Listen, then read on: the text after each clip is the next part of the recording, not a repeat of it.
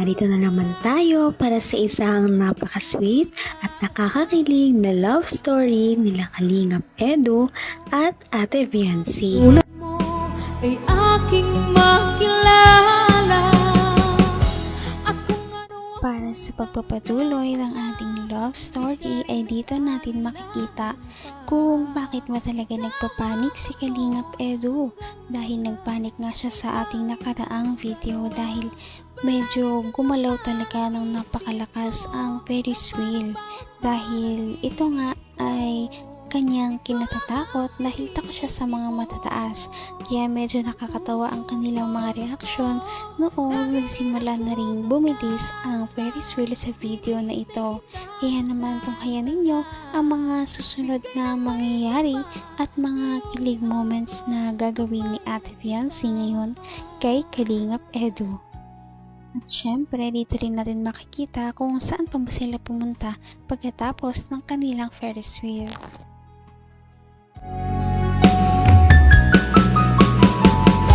Ang nais ko lang tayo makatapatin. Hindi kita mapunta dito. Huwag lang mabagsak ng photo ha. Gaya kanina. Saan magpapost ng kamay ko?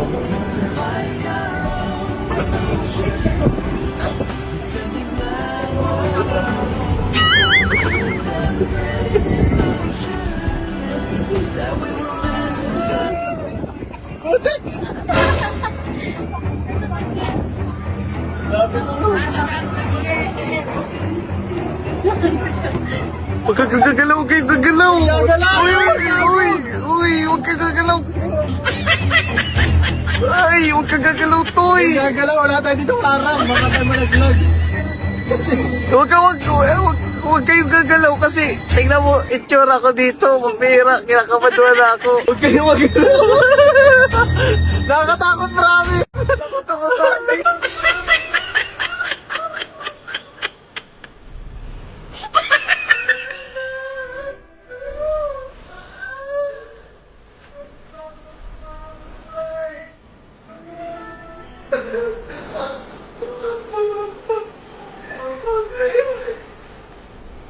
Para sa inyo, kakamera mo na ako ganito yung tsura ko. At this moment, Kung ano ako'y tanggap mo na, hindi ka rin Hindi natin makita na kahit gaano katikas si Kalingap Edu tignan ay may kinatatakot din pala siya. Takot pala siya sa mga matataas na lugar. Ngunit si Ate Viancy naman ay na-enjoy niya ang mga ganitong bagay at medyo nagugulat lamang siya. Dami ako sabihin sa mukha eh. Hindi pa bantay ang ating upo. Kumbihiran. Pwede ba gitna ka ng konti? Yan. Ha? Ano maganda dyan? Ang taas oh! Ayaw mo yun? Ay, ikot-ikot tayo mamaya. Para ka mo.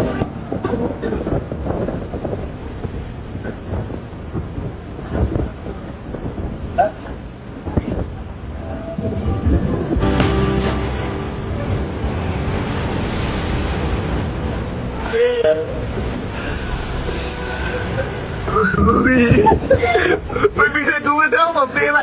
Sira moment man yan ay. Bumaba na tayo. Makikot-ikot pa tayo dito mamaya, bro. Ano yun? Katunog ka? Wag. Ay! Guys! Ay!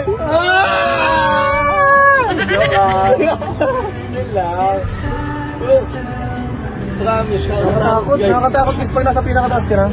Black Lab oh. Black Lab! Ang bilis! Ang bilis! Oy! Oy! naman ang bawat panaginip ko.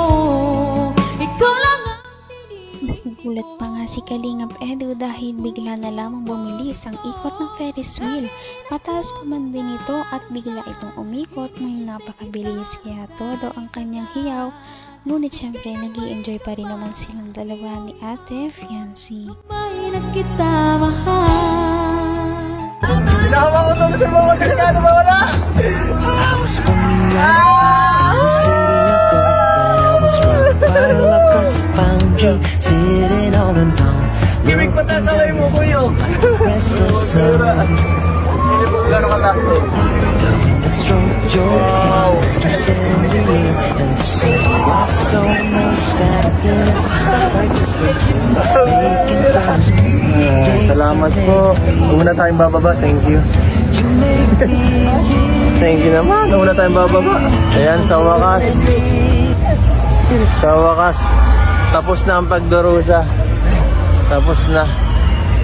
Ay, uuwi na tayo. Ano na tayo? Next destination na tayo. Tara na. Sa puso mo.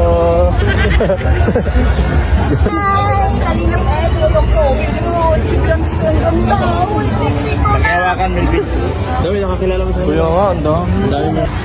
Ayun mga kalingap po. Ang ganda talaga dito. Saan na ang dalawa? Dryer rack. Ay, ito pala yung dalawa dito.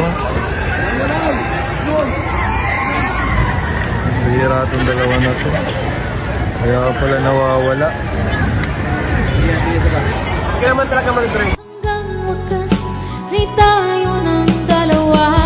Palagi kang naman. Parang kahit natakot si Kalingap Edu sa kanyang kaninang sinakyan ay hindi pa rin niya nakakalimutan na bumanat kay Ate Fiancé pagkababa nila ng Ferris wheel. Nakakakilig din naman talaga ang dalawang ito. Pagkatapos nga ng kanilang Ferris wheel ay may pinuntahan pa daw silang last, kaya ito na nga ang kanilang pinuntahan. Tama!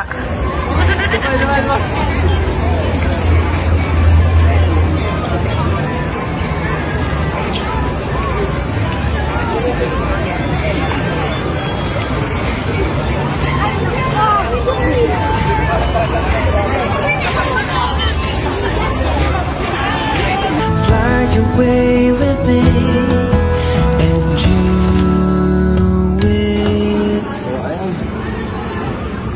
Pabalik din ako sa aking lugar dati. Medyo distado ng isama pa lang eh. Sayang. Pero okay din naman. So, bibigyan na kita ng story ko. Dito dati ako nag-aan. Tatrabaho. Dito. Ako dito, ice cream shop ako dito eh. Nagkalan ko. Bilis mo kayo. Anak ko. Hindi po kayo ng ice cream. Ay, kung ano. Hindi sila ako. Bakit? Hindi ko mabili. Tapos, palagi ako nanonood dito ng mga mga tao naglalakad. Tapos, habang dito may mga banda. Tapos, may mga taong